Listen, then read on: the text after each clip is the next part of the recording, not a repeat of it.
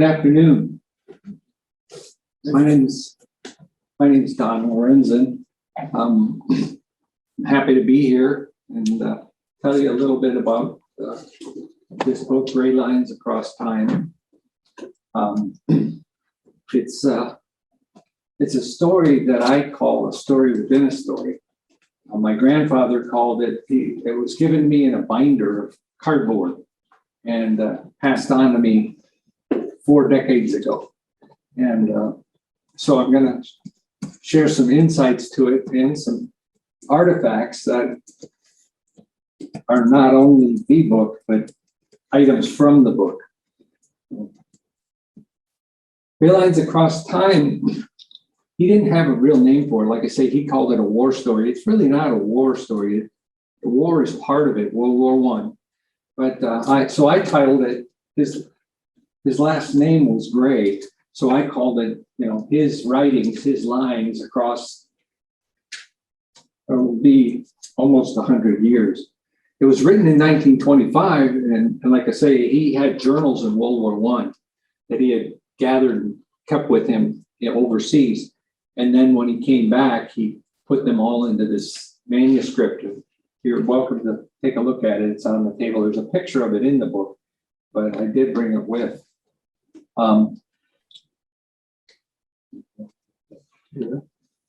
So it was a 360-page type manuscript. It was given to my mom, his daughter, on his death in 1971.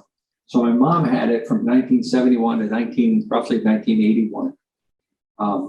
She was one of 2 of his children. In 1981, my mom gave it to me, and it sat for 40 years. Like I say, it was wrapped in this, cardboard, and one guy chewed me out. He said, "You should never store a book like that in cardboard." And I said, "Well, that's the way it was given to me." And I never even read it. I kind of glanced at the front page and just, I tried typing it in a little bit in 1985, but word processors and stuff were terrible, and printers was all dot matrix, and I didn't, and even storing it, I had to put it on floppies, and that wasn't going to last. So here's a picture of the manuscript, and I just kind of spanned these out.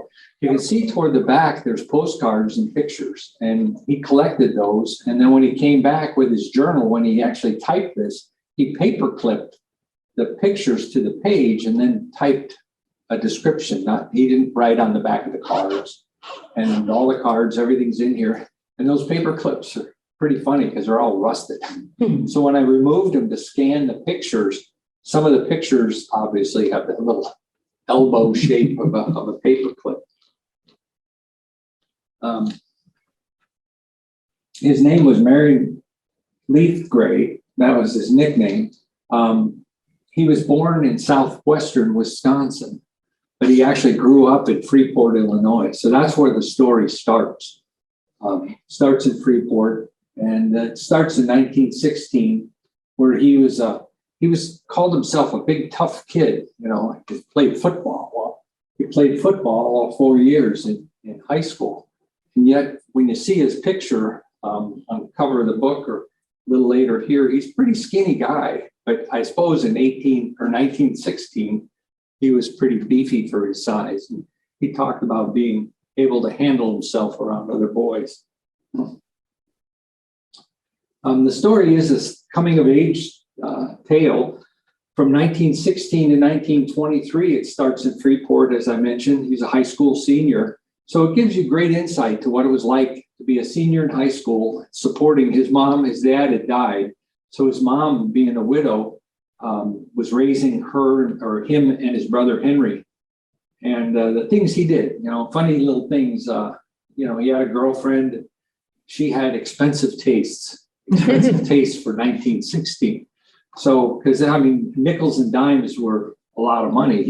He made like 25 cents a week by going to another house across town, lighting the furnace every morning. And they paid him 25 cents a week to do that before school. So this other widow and some lady and her daughter. And then after high school, he started working in a 5 and dime store. in Freeport. Now, five and dimes, most of us have heard of those.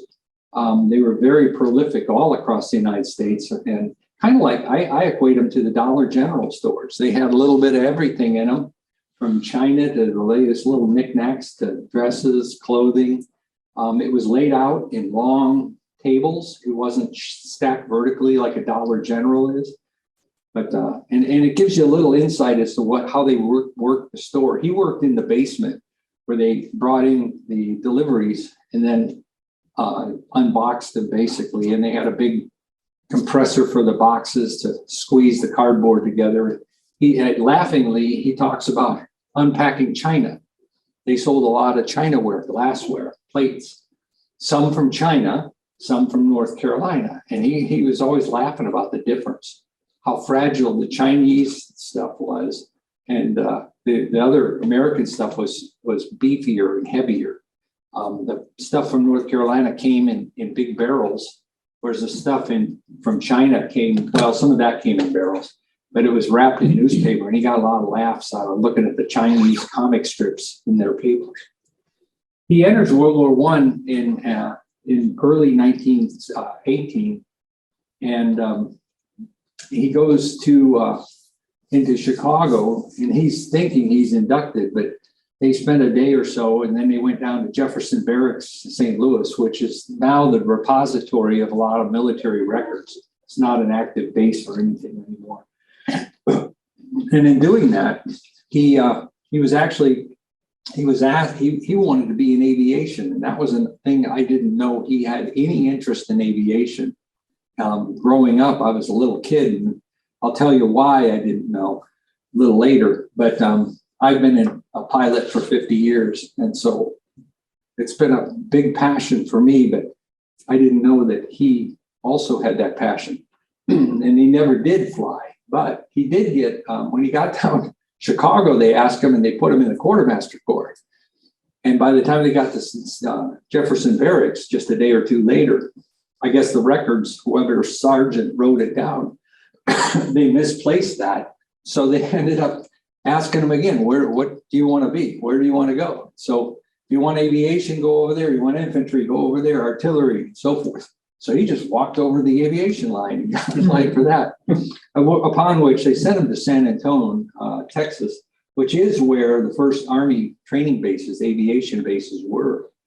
And then later they moved his squadron, reassigned him to Memphis, Tennessee. And then finally he gets into the war. He has to volunteer. He's tired of waiting because there was a lot of hurry up and wait for aviation slots. And the thing is, what's interesting about the book, you've seen him as a high school senior working a little bit, and then in the Army, and the little gimmicks that he and his friends learned to get extra food, to get out of work or volunteer for better duties and so forth. Excuse me.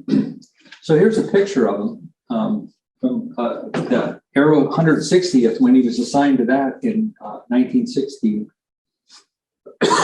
It's not 1916, but it's actually early in 1918, and he's down in Parkfield, Tennessee.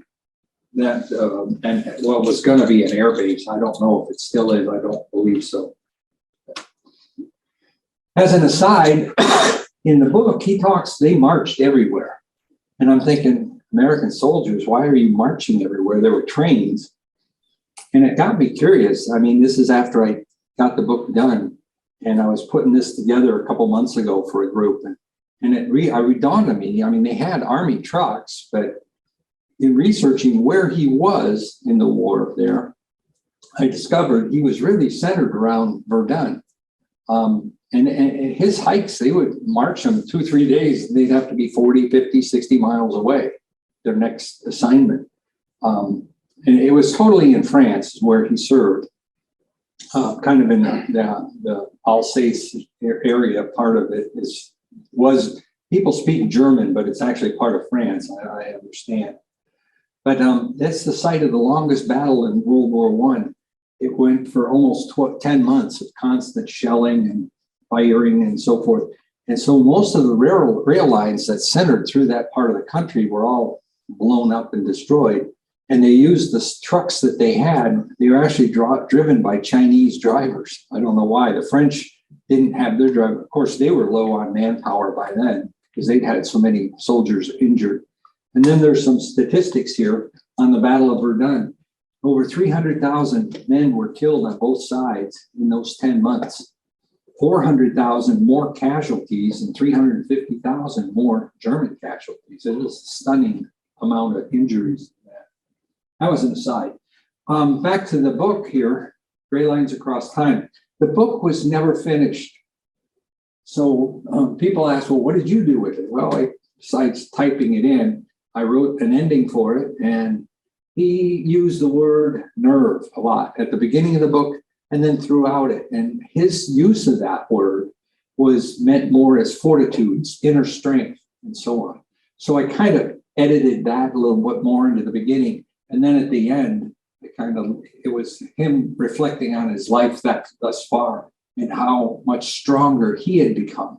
So I linked the two together. I also broke it into chapters. There were a couple of parts of it. At the end of each, it was a cereal break.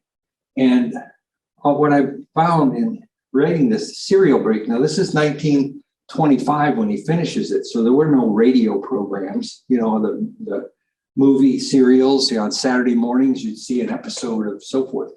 And I thought, that's what I originally thought. And I thought, no, he wasn't writing it for that. Well, somebody told me that authors back then published books in magazines. So it was in essence, it was a break till the next magazine would be, next issue would come out. So it was kind of that, but it didn't always lend to, a nice break on where he was in the story. So I broke that up. He had a lot of run-on sentences. And when I was in high school, I learned on a typewriter, electric typewriter. And I hated, you made a mistake. It was like you couldn't use whiteout. You had to use the little inserts. And some teachers in college, they wouldn't take papers. So you had to retype the whole page. And I figure him, because you could see he didn't have a lot of ink on some of those ribbons because the pages are kind of faded. So I think in that, he just rambled on, figuring when he published the book or edited the book, then it would get fixed, which in essence it did. I just don't think he figured it would take 100 years. He also he either gave good descriptions of people or he gave like almost nothing. And some of them were kind of pertinent characters and repeated later in the book. So I added those, kind of tied them together. There was one or two pictures that from that I knew who the players were, the person was. So I could look at that picture and kind of, build a description into the story for that. And then there's one gal, he had his girlfriend in high school. And, but after high school, she wanted him to go off to the war, and she was dating a farmer over in Indiana. So I think it's the girl he really loved, but he ends up marrying a girl named Marion, and they laugh about it. His name is Marion, her name is Marion. He's got a girl's name and so forth. So I changed just for the sake of keeping it apart. Just all references to Marion was, you could tell, it's Miss Marion. And they had one child. And I'll tell you the rest of that story a little later too. Inside the book then are these postcards. Like I say, they're really interesting postcards. And afterward, you guys are welcome to take a look at some of this. And then here's an example of he had postcards, and you see I paper the paper clip to the page. After I scanned them, I put them just back the way they were attached to in there. And he describes this one here. It says above Gravant's Main Street, woman washing clothes at public fountain in the foreground, which you can see in the foreground to your right. I think you can see it. It comes clearer here than I suppose on a green screen. But anyway, so he gave you a little insight to that. And I put these in word for word in with the pictures in the book. Pictures aren't at the back. One publisher was talking, just put all your pictures at the back. And that disturbs your flow, and if you're on a digital book, it's impossible. You have to go find the picture and come back. So, and here's another example. This one I found intriguing because this town where this is located, this lion that's up on the mountain, and it's actually at the top photo, it's up on that mountain there, and you can't see it in the photo or in the postcard very well. But the gentleman that carved this lion, it's a famous piece of art in this town, is the same gentleman that did the all the artwork for the Statue of Liberty. He made all the castings and the molds, from which then they hammered all the copper and so forth. So he was actually the builder of the Statue of Liberty later in the 1800s. This is in the mid 1800s when he did this lion. Here's another example. Some girls just playing games in France. The bottom photo is the ship he came home on in 1919. As you said, that one gentleman came back after the war. He was stuck after the war too. You know, the war ended November 11th, 1918, the 11th hour, the 11th day, 11th month, so on. Revelations, I read the story as I typed it. As I mentioned, my grandfather put in for Army Aviation. I never knew he had an interest in it. I didn't even know the postcards were all back there. I was just stunned. You know, it was quite exciting to find that. And then his uniform, the 29th Division. After the war was over, in the book, he talks about sewing on his division patch. And the division patch, he was in the 29th Division. And it was recently in the news, all this woke stuff going on about, you know, changing history and eliminating history. Well, so I was like, oh, he sewed on his patch that night. So I walk into my closet and I have let me, for those on the line here, I'll hold it up so those of you not here can see it. Try and show it, I think.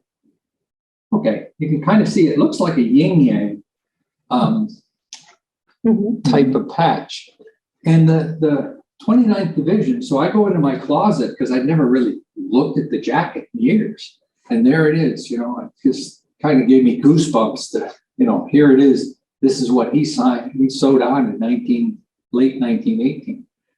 So, but the 29th Division was formed. It was being attacked recently because it was dealt with the Civil War, Confederacy, everything's bad, you know. But the reality is it's the Blue and Gray Division, as you can see on that patch. The Blue and Gray Division was actually unification by the U.S. the Army to bring together the Union and Confederate forces into one division, the Blue and Gray.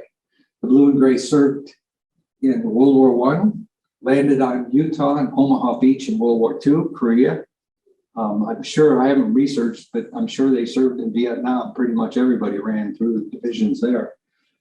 And so that's the history of it. So it should not be attacked or, you know, for dealing with the Confederacy. It wasn't. There was a unification purpose, a real positive thing. There's also in the book, he talked about they were at a Catholic convent that was abandoned from, you know, battles and so forth. And he found a little Jesus, a wax seal that you use on letters. And it was a bust of Jesus' head and then kind of carved shoulders, a little silver column. And I know it because I remember seeing it in my mom's china cabinet as a kid. And I wrote to my sisters, I said, whatever happened to that? But I know exactly where it was in that cabinet. Nobody can find it. So I was hoping if somebody had it, I'd go over to France and give it back to them. And then 75 millimeter trench arch shells. So let me tell you about what is trench art to answer that, and then I'll tell you about these shells. So trench art in World War I, these gentlemen had nothing to do in the trenches. If they weren't fighting, they were sitting around. So based on some of where the trenches were, some of them were with, they had wooden walls put up to hold back. Some of them were actually in chalk. So there was a lot of carvings done from blocks of chalk the guys just cut out of the wall. They also did whittling, you know, wood from the abutments in their trench. They used aluminum, copper, all kinds of stuff, and they made this different pieces of art. One of the pieces they used from the hundreds of thousands of shell casings, 75 millimeter shells, they made this trench art. Now, I found this fascinating because he describes this to great detail in the book. So let me just read you a briefly section here. So, and it really gave me an amazing insight. So he and his friend Long are in this kind of a pension, a bar, restaurant, family run. They lived upstairs, ran their bar, restaurant downstairs. And their son, Henri, was the translator for him. And one day he says a frog soldier, trotted in, fresh from the trenches. He carried a pair of decorated shells he wanted to sell. So Henri acted as an interpreter and they made a deal. But the interesting thing is, he goes, each one had a wreath of oak leaves raised out of the shell and raised boss inside the wreath. On one side was an American soldier's head wearing a campaign hat. The other one was a French poilu with his tin hat. They were decorated around the rest of the shell with triangular dots. He went into great detail. And the story behind these are the actual shells. Mm-hmm. So he cuts a deal, and then he and his buddy don't want them separated. So like good soldiers, they played craps and dice. So they rolled dice, 2 out of 3, and he talks about it in here. And my grandfather ended up with these. So, but going back, so here's a picture for you online. You can see the one to your left is the American soldier. He's got a kind of they call it a campaign hat, but it looks more like what we call, the Forest Service adapted them after World War I, the Smokey the Bear hat. And the French one is more of a metal tin hat. It wasn't like so many of this uniform, their helmets wasn't very effective, but it's part of their uniform. And you can see all the leaf raising and so forth. And these, we figure, had to be done on a press. Somewhere they had to have a press to roll that out, and then the embossment. But in the center of them, this part was sketched in by somebody by hand. So on each of them. So, and the story behind these was, so I published this in December, and my, here, you want us to take a look? My cousin, I sent to my sisters and my cousin. My grandfather, Gray, had 2 children, my mom and my uncle Marion, also named another Marion. So his son, Bob, lives in Detroit. So I sent him a copy of the book, and a couple of weeks later, he calls me up and he goes, "Hey, Don, guess what I got in my closet?" So he had these handed to him by his dad. His dad died in 1998. Wow. And so I was like, can I borrow it? So I got them and I cleaned them up some, and they're here. And it's just fascinating that they're in this book. And these aren't like duplicates from the book. It's so much detail. I couldn't say, these are a copy. These are the actual ones in the book. Miss Marion. So wrapping up here, my actual grandmother was Grace. She was Grace Chandler, and she died in the late 50s. Marion, her husband, my grandfather, remarried in 1961 to Miss Marion, his first wife. Now, so what's interesting about that was I was about 7, 8 years old, and all this is going on. I never saw my grandfather until 1971. He was dying of cancer. He was a lifelong smoker. That's why I never knew he had an interest in aviation. I never talked to him from 7 to 17, I was about at the time. And so I guess my mom was so upset that he remarried his first wife. Now, I don't know why, but I guess she and my mom and the stepsister would be, is that right? Stepsister, because Miss Marion had that daughter that he really never saw. And so I guess they didn't get along. So they must have had some connection in there. My mom was mad, didn't let us see him for about 8, 9 years. So anyway, so that's why I never knew. He never knew anything about aviation from me because he never saw me. And lastly, so obviously I'm here in town. What's the name of the bookstore? Other World Books? Other World Books, yeah. I'll be there Saturday from 1 to 4 doing a book signing. I may or may not go to Freeport. I'm going to the museum, the World War I Museum in Kansas City, Missouri on the 17th. August of this month. And then I'm doing a presentation back in where I'm from, the Western Montana area. I live just south of Missoula, but there's Fort Missoula Historical Museum. I'll do this type of presentation there. So, does anybody have any questions?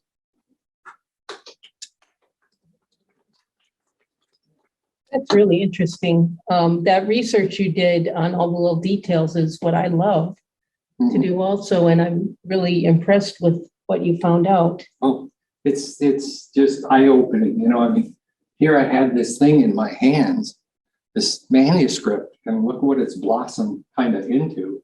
I have sent this to a couple of TV programs and stuff because the book itself, you know, people like it. It's, you know, I mean, it's a cute little story. It's a bunch of little stories within it.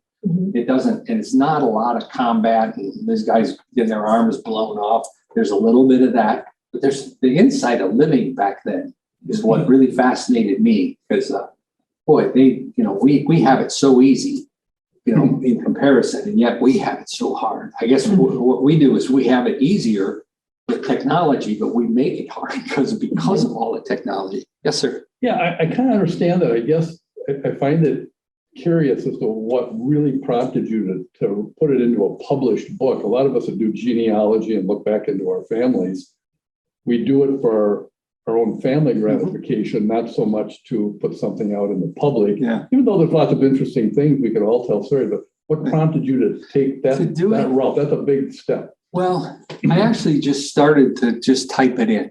Okay. And just kind of do exactly what you were saying. And then I was crying because I was hitting all these little points that I was like, oh my gosh, I didn't know that. And I didn't know that. And some of my friends back in Montana, one of them, Jim, is just retired 20 some years with the Army. And he's the top sergeant. It's basically the top sergeant you can get to. I forget his level, but we were talking and he was going, I was telling him this and he goes, oh, you got to share that. Because I asked him about Jefferson Barracks and he said, oh yeah, back then, that's exactly what Jefferson Barracks was. And he told me what it is now. And he's the one, he said, he was in the Army aviation too. He said back then, San Antonio was the first place they sent soldiers. So I knew there was a lot of truth in the book and facts. And I thought, it's just interesting. And then when I had all the stuff and I was like the bust in there and these shells. And then God blessed me my cousin just had those in a closet. I was like, you got to be kidding, you know. Yeah. And then to have the jacket, it's a story in itself, but then there's a story to be told, and I just enjoy sharing it. And you said those shells are trench art. Yeah. Which I have never heard of before, but that's fascinating. Yeah. Well, a couple of people have mentioned it. I've researched that traveling antique show on PBS or something. Yes. Antiques Roadshow. Antique Roadshow. Thank you. Yes. So they have talked about it. They run across this once in a while. Now, if you go on eBay and look, you can buy this stuff for about $300. I suppose it depends on the condition and, you know, if somebody had a real passion.